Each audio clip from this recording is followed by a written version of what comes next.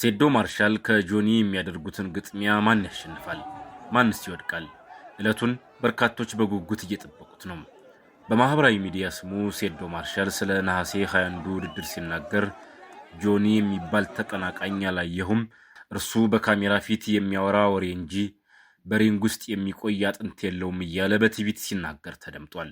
ሴዶ ማርሻል በእርግጥ ይህንን ትዕቢቱን በተግባር ማስመስከር ይችላል ወይስ አፉ በቡጢ ይዘጋል?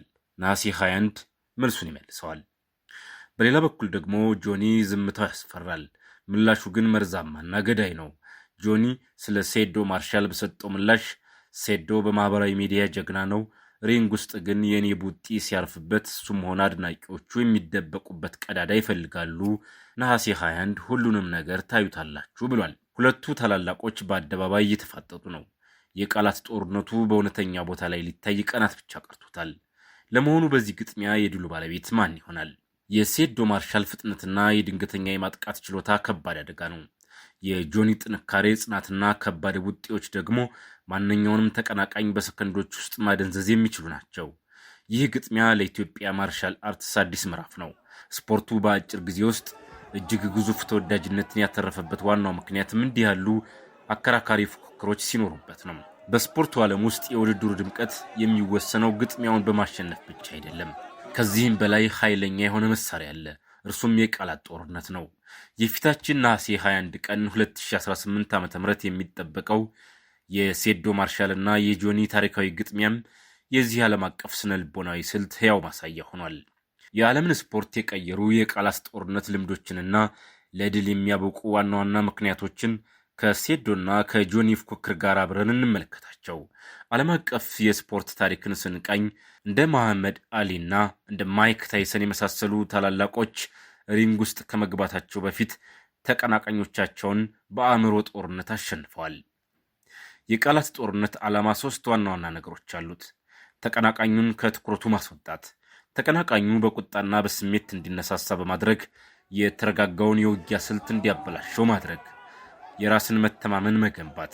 ተደጋጋሚ ፉክክር ራስን የማሸነፍ መንፈስን በውስጥ እንዲጠነክር ያደርጋል። ገበያን መቆጣጠር፣ ህዝቡ ውድድሩን በጉጉት እንዲጠብቅና ትኩረት እንዲሰጠው ማድረግ።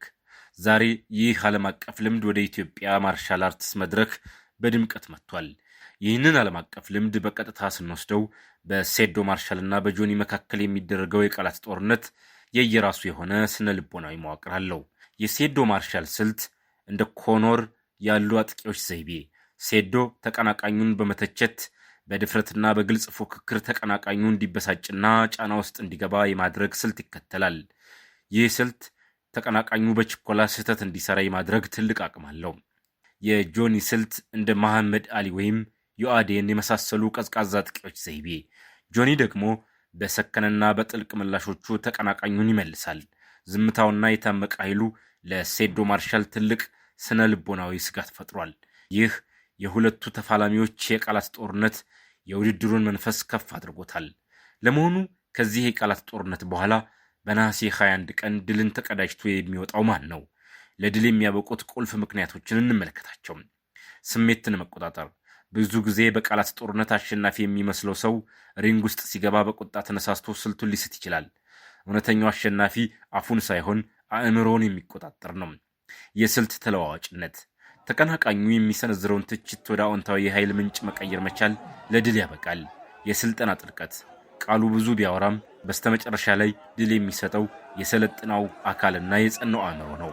የቃላት ጦርነት የማርሻል አርትስ ውብና አጓጊ ክፍል ነው።